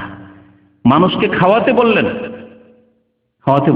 খাওয়াবেন আপনি দুনিয়ার উদ্দেশ্য নয়, আল্লাহ সন্তুষ্টির উদ্দেশ্যে, জান্নাতে যাওয়ার রাস্তা। রাত্রে নামাজ পড়বেন, নফল নামাজ পড়বেন, তাহাজ্জুদের নামাজ পড়বেন, জান্নাতে যাওয়ার রাস্তা। নবী করিম আত্মীয়দের সাথে সুসম্পর্ক রাখবেন। অনেকে হয়তো নামাজে ভালো কিন্তু আত্মীয়দের সাথে সম্পর্ক রাখে না, আত্মীয়দের সাথে মনোমালিন্য, ভাই ভাই সম্পর্ক রাখে না, বাবা মায়ের সাথে সম্পর্ক রাখে না, হ্যাঁ শ্বশুর বাড়ির সাথে সম্পর্ক খারাপ, বিভিন্ন লোকের সাথে সম্পর্ক, গ্রামের লোকের সাথে সম্পর্ক খারাপ। শুধু আপনার নামাজ দিয়ে তো জান্নাতে যাওয়া যাবে না। জান্নাতে গেলে যেমন ইবাদতের দিক ঠিক থাকতে হবে, তেমন মুআমালাত, আদান প্রদান, চলাফেরার দিকটাও ঠিক থাকতে হবে। তাহলে তাদখুলুল জান্নাতা বিসালাম, সহি সালামত জান্নাতে যাবে। আল্লাহ পাক যেন বুঝার তৌফিক দান করেন। নবী করিম সাল্লাল্লাহু আলাইহি ওয়াসাল্লামের একটি হাদিস মহিলাদের সম্পর্কে বলছি শুধু, সেই হাদিসটি আবু নুআইম, ইমাম আবু নুআইম তার হিলিয়াতুল আউলিয়া নামক একটি কিতাব রয়েছে, হাদিসের সেই কিতাব উল্লেখ করেছেন। হাদিসটি সহিহ, আল্লামা নাসিরুদ্দিন আলবানী হাদিসটিকে সহিহ বলেছেন। আল মারআতু ইযা সাল্লাত খামসাহা, মহিলারা যদি 5 ওয়াক্ত নামাজ পড়ে, মহিলাদের দায়িত্ব পুরুষের চাইতে অনেক কম। মহিলাদের দায়িত্ব পুরুষের চাইতে অনেক কম।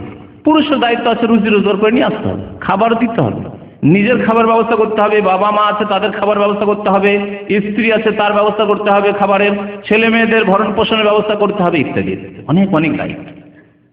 ইবাদত বন্দেগী তো বাকি আছে। মহিলাদের নবী সাল্লাল্লাহু আলাইহি ওয়াসাল্লাম বলছেন ইযা সাল্লাত খামসা, মহিলা আল মারআতু ইযা সাল্লাত খামসা, মহিলা মানুষ যদি 5 ওয়াক্ত নামাজ পড়ে, 5 ওয়াক্ত নামাজ পড়ে, মহিলার এই দায়িত্ব নেই যে বাবা মা আছে তাদের খাওয়াইতে হবে। বাবা মায়ের খাবার জন্য তার ভাইয়েরা রয়েছে, তাদের দায়িত্ব। তার ভাইয়েরা না থাকে তার চাচা রয়েছে, আত্মীয় স্বজন রয়েছে, তাদের দায়িত্ব। মহিলার দায়িত্ব নয় যে আমার বাবার জন্য রুজি রোজগার করতে হবে, গার্মেন্টসে চাকরি করতে যেতে হবে, তাহলেই আমার বাবা মাকে খাওয়াইতে পারবে, এটি আমার উপর ফরজ না, ফরজ নয়। তবে আল্লাহ পাক যদি রুজির কোনো রাস্তা দিয়ে দেয়, ইসলাম পালন করে, ইসলামের হেফাজত করে, পর্দার হেফাজত করে রুজির ব্যবস্থা দেয়, কাউকে চাকরির ব্যবস্থা দেয়, ভালো কথা। কিন্তু ফরজ ওয়াজিব ঠিক রেখে, পর্দা ঠিক রেখে, ইবাদত বন্দেগী আল্লাহ পাকে ঠিক রেখে। ওয়াসামাত শাহরা, মহিলা যদি রমজান মাসে রোজা রাখে, ওয়াহাসানাত ফারজা, লজ্জা স্থানের হেফাজত করে, সতীত্বকে ঠিক রাখে, পর্দা হিজাব যদি ঠিক থাকে, ওয়া আতাআত বালাহ, স্বামীর যদি আনুগত্য করে, কয়টি কাজ হইল? 5 ওয়াক্ত নামাজ পড়া, রমজান মাসে রোজা রাখা, আর লজ্জা স্থানের হেফাজত করা। নারী পুরুষ উভয়কেই করতে হবে। আল্লাহ পাক কোরআনে কারিমে সূরা নূরে যেমন নারীদেরকে আদেশ করেছেন, তেমন পুরুষদেরকেও আদেশ করেছেন। কুল্লিল মুমিনিনা ইয়াগুযু মিন আবসারিহিম ওয়া ইয়াহফাযু ফুরুজাহুম, ওই রকমই আল্লাহ পাক বলেছেন কুল্লিল মুমিনাতি ইয়াগুযুনা মিন আবসারিহিন্না ওয়া ইয়াহফাযনা ফুরুজাহুন্না। নারী পুরুষ উভয়কে আল্লাহ পাক লজ্জা স্থান হেফাজত করতে বলেছেন। সুতরাং সতীত্ব শুধু মহিলাদের নয়, হিন্দুদের কাছ থেকে শিখে পুরুষকেও সৎ হইতে হবে, সৎ চরিত্রের হইতে হবে, নিজের ইজ্জতের হেফাজত করতে হবে, নিজের যৌবনের হেফাজত করতে হবে। 4টি কথা বললেন। আর কি? স্বামীর আনুগত্য করা। তাহলে স্বামীর আনুগত্য করতে হবে, এটি হচ্ছে মহিলাদের দায়িত্ব। ফালতাদখুল মিন আইয়ি আবওয়াবিল জান্নাতি শা, তাহলে সেই মহিলাদেরকে আল্লাহ পাক বলবেন তোমরা জান্নাতের যে কোনো দরজা দিয়ে দাখিল হয়ে যাও। সুবহানাল্লাহ। আল্লাহ পাক মহিলাদের দায়িত্ব কত কম রেখেছেন। আল্লাহ পাক যেন আমাদের সবাইকে নেক আমলের তৌফিক দান করেন। আল্লাহ পাঁচ ওয়াক্ত নামাজ কায়েম করার যেন তৌফিক দান করেন। আল্লাহ পাক রব্বুল আমাদের অতীতের গুনাহ খাতা যেন মাফ করে দেন। আল্লাহ পাক আমাদেরকে ফরজ নামাজের যেমন ফরজ রোজার ফরজ আরো ফরজ ইবাদত বন্দেগী যেমন আল্লাহ তৌফিক দিয়েছেন, আল্লাহ পাক যেন আমাদেরকে বেশি বেশি নফল ইবাদত বন্দেগীর তৌফিক যেন দান করেন, নফল নামাজের যেন তৌফিক দান করেন, নফল রোজার যেন তৌফিক দান করেন, নফল দান খেরাতের যেন তৌফিক দান করেন। আল্লাহ পাক আমাদেরকে হারাম থেকে যেন বাঁচিয়ে রাখেন। আল্লাহ পাক রব্বুল আলামিন আমাদেরকে নাজায়েজ অবৈধ কাজ থেকে যেন বেঁচে থাকার তৌফিক দান করেন। আল্লাহ যেন আমাদের হালাল রিজিক দান করেন। আল্লাহ পাক যেন আমাদের হালাল রিজিকে বরকত দান করেন। আল্লাহুম্মা কফিনা বিহালালিকা আন হারামিকা ওয়া আগনিনা বিফadlika আম্মান সিওয়াক। ربنا تقبل منا إنك أنت السميع العليم وتب علينا إنك أنت التواب الرحيم وصلى الله على نبينا محمد وعلى آله وصحبه أجمعين। তসবিহ নিয়ে একটা প্রশ্ন করেছে, যদি কারো প্রশ্ন থাকে তাহলে, আর যদি কারো তাড়াতাড়ি থেকে যেতে পারেন। তসবিহ দিয়ে, তসবিহের দানা দিয়ে জিকির করা বা তসবিহ এগুলো আজকাল আবার ইয়ে আছে, মেশিন আছে, খাট খাট খাট মারছে আজকাল, হ্যাঁ এইরকম কিছু আছে মনে হয়। তসবিহ দিয়ে জিকির করা, যারা কোরআনে বা হাদিসের অনুসারী উলামায়ে কেরাম তারা বলেছেন যে তসবিহ দিয়ে জিকির করা বা তসবিহ দিয়ে তসবিহ গণনা না করাই উচিত, বরং হাতে গণনা করাই সুন্নত। সুতরাং আপনি হাতকে ব্যবহার করবেন, এটি হচ্ছে সুন্নত তরিকা। তবে এমন কোন মানুষ অশিক্ষিত গণনা রাখতে পারেন না, যেমন কিছু মহিলা আছে গ্রামে, এখনো কিছু মহিলা আছে নিরক্ষর মহিলা 33 পর্যন্ত গুনে রাখতে পারে না, অথবা 100 পর্যন্ত, অনেক সময় 100 তসবিহ রয়েছে, সকাল বিকেল কিছু এরকম জিকির আজকার রয়েছে 100 বার করে পড়ার, তো গণনা করতে পারেন। আর হাজার হাজার বার তসবিহ যেগুলি করে আমাদের দেশে বা হাজার হাজার বার জিকির যেগুলি করে ওগুলো অধিকাংশ বিদাতি জিকির। এরকম হাজার হাজার বার জিকিরের কোনো সুন্নতি জিকির নেই, তবে 100 পর্যন্ত আছে। তো এইরকম তসবিহ বা জিকির করতে গিয়ে যদি বৃদ্ধ মানুষরা যারা মনে রাখতে পারে না, অথবা অশিক্ষিত মানুষেরা অশিক্ষিত এরা যদি করে তো জায়েজ হতে পারে। সুন্নত তরিকা হচ্ছে যারা গণনা করতে পারবে হাতে, তারা হাতের আঙ্গুলে গণনা করবে, কারণ নবী করিম সাল্লাল্লাহু আলাইহি ওয়াসাল্লাম কানা ইয়াকিদু তাসবিহা বিয়ামিনিহি, একটি হাদিস রয়েছে নবী সাল্লাল্লাহু আলাইহি ওয়াসাল্লাম হাতে গুনতেন এবং ডান হাতে তসবিহ গুনতেন। ডান হাতে তসবিহ গণনা করাই সুন্নত, কারণ নবী সাল্লাল্লাহু আলাইহি ওয়াসাল্লাম ডান হাতে করতেন। অনেকে আবার বাম হাতে করে, একবার ডান হাতে একবার বাম হাতে, মানে বাম হাতকে এই নেকির কাজে না ব্যবহার করে ভালো, কারণ বাম হাতকে নবী সাল্লাল্লাহু আলাইহি ওয়াসাল্লাম ময়লা আবর্জনা সাফ করার ক্ষেত্রে ব্যবহার করতেন। জি, নবী সাল্লাল্লাহু আলাইহি সাল্লামের পরে স্থান হচ্ছে হাফেজদের, এরকম কথা তো বলুন সাহাবায়ে কেরামদের। নবী সাল্লাল্লাহু আলাইহি সাল্লামের পরে স্থান সাহাবায়ে কেরাম, সিদ্দিকিন। আল্লাহ পাক মিনান নবিয়িনা ওয়াস সিদ্দিকিনা ওয়াস শুহাদা, এইভাবে আল্লাহ পাক ওয়াস সালিহিন। কোরআনে কারীমে আল্লাহ পাক বলেছেন ওমাইয়ুতি আল্লাহ ওয়ার রাসূল, যারা আল্লাহ এবং রাসূল আনুগত্য করে ফাউলাইকা, তারা পুরস্কৃতদের সাথে হবে। মাআল্লাযিনা আনআমাল্লাহু আলাইহিম, পুরস্কৃতদের সাথে থাকবে। তারা কে? প্রথম স্তরের নবীন, নবীগণ, নবী রাসূলগণ। সিদ্দিকিন, তারপর সিদ্দিকিন বলা হয়েছে অতি সত্যবাদী। সিদ্দিকিনের ক্যাটাগরিতে ওই মর্যাদায় কারা আসবে? সাহাবায়ে কেরামের অধিকাংশই চলে আসবে, বা সবাই আসতে পারে, আল্লাহ ভালো জানেন। সিদ্দিকিন ও শুহাদা, তারপর শহীদগণ, তারপরে বলেছেন শুহাদা শহীদগণ একটি তাফসীর, আর শুহাদা মানে ওলামা। শুহাদার আরেকটি তাফসীর হচ্ছে ইবনে উসাইমিন রাহমাতুল্লাহ লিখেছেন যে আল্লাহর ওয়াহদানিয়াত তাওহীদের একত্বের সাক্ষ্য দানকারী আল্লাহ উলুল ইলম কোরআনে কারীম বলেছেন। আর শুহাদা মানে শুধু শহীদ হয়েছে তারা নয়, শহীদ মানে হচ্ছে সাক্ষীও। তো আল্লাহর একত্বের সাক্ষী দাতা আল্লাহ পাক শাহিদ আল্লাহু আন্নাহু লা ইলাহা ইল্লা হুয়া ওয়াল মালায়েকাতু ওয়া উলুল ইলমি, উলামায়ে কেরামদেরকে বলেছেন। সুতরাং আলেমগণ, বিদ্বানগণ যারা কোরআন এবং হাদিসের, তাদের মর্যাদা 3 নম্বরে আসে। তারপরে সলেহ, সলেহিন কারা? সলেহিন যাদের হয়তো ওই রকম ইলম নেই কিন্তু সৎ আমল আছে, নেক আমল আছে, হারাম নেই, নাজায়েজ নেই, এবং ফরজ ওয়াজিব কোন রকমের সুন্নতে ঘাটতি নেই, যদিও হয়তো মুস্তাহাব অত বেশি নাও থাকতে পারে। সলেহিন তারা মুসলিমের।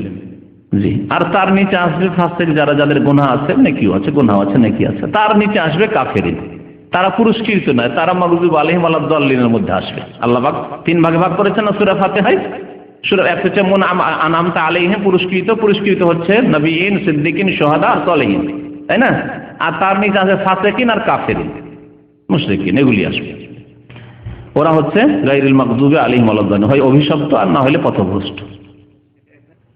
100 কিলোমিটার দূরে গিয়ে কাজ করলে মুসাফির হয়ে যাবে, ডেলি ফিরে আসে, সেজন্য মুসাফির হয়ে যাবে ইনশাআল্লাহ। এই ক্ষেত্রে বড় ইখতিলাফ থাকলো দুটি মত। একটা হচ্ছে 80 কিলোমিটার হলে, 48 মাইল বা 80 কিলোমিটার হলে সফর হয়ে যাওয়া, অর্থাৎ জুবাইল গেলেই মুসাফির হয়ে যাবে। আর একটি মত হচ্ছে যে যেটাকে দেশের ভাষায়, এলাকার ভাষায় মুসলিমরা সফর বলে, সেটাই সফর। সৌদি আরব হয়তো একটু দূরে গিয়ে সফর হবে, কিন্তু আমাদের দেশে হয়তো অনেক সময় 80 কিলোমিটার যাওয়ার প্রয়োজন, 40 কিলোমিটার যেতে অবস্থা খারাপ। গ্রাম এলাকায় যেসব রোড রাস্তা আছে, গরু ছাগল রোডের উপর বসে আছে, বাস যাচ্ছে ঘন্টায় 15 কিলোমিটার 20 কিলোমিটারও বেশি যায় না, তাহলে আপনার 40 কিলোমিটার যেতে 2.5-3 ঘন্টা লাগে। 40 কিলোমিটারের সফর আমাদের দেশে। আর যেসব রাস্তা একটু দূরে হলো, এখানে রাস্তা কত ভালো, ছেলে মেয়ে নিয়ে বেরোলেন, কোথায় যাব, ওই জুবাইল রয়্যাল কমিশনের কর্নিশ ঘুরতে, তাহলে আপনি কর্নিশ ঘুরতে গেলেন 2 ঘন্টার জন্য, ফিরে চলে আসবেন, যদি সফর নয় তাহলে সফর নয়। কিন্তু যারা হয়তো কাজের জন্য, মেহনতের জন্য যাচ্ছে, গাড়ি তাদের ভালো নয়, গাড়িতে এসি নেই, গরমে এই 80 কিলোমিটার যেতে অবস্থা খারাপ হয়েছে, ঠিক না? একজন এসির গাড়িতে যাচ্ছে আর চালাচ্ছে সে 150 কিলোমিটার, তার জন্য হয়তো জুবাইল সফর নাই। কিন্তু একজন যাচ্ছে 100 কিলোমিটার চলছে আর এসির নেই, বাসে যাচ্ছে, বাসগুলি যায়, যারা কর্মচারী যাচ্ছে সব বাস, তাদের জন্য অবশ্যই কষ্টকর সফর। তো যাই হোক, সফর 80 কিলোমিটার মোটামুটি হলে সফর আশা করা যাচ্ছে। জন্ম নিয়ন্ত্রণ সম্পর্কে বছর খানেক আগে আলোচনা হয়েছে, বছর হয়তো হয়নি, বিস্তারিত 1.5 ঘন্টার আলোচনা আছে, সেটা শুনে নেবেন।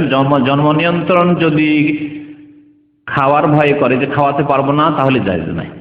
খাওয়াতে পারবো না তাহলে তার ইমানের ত্রুটি, সুতরাং জায়েজ নাই। আল্লাহর উপরে ভরসা রাখবে এবং আল্লাহ পাক খাওয়াবেন। নাহনু নারযুকুকুম ওয়া ইয়্যাকুম, আল্লাহ বলেন তোমাদেরকে আমি খেতে দিই, তোমাদের সন্তানদেরকে আমি খেতে দিই। সুতরাং এই জন্য জন্ম নিয়ন্ত্রণ করা জায়েজ নাই।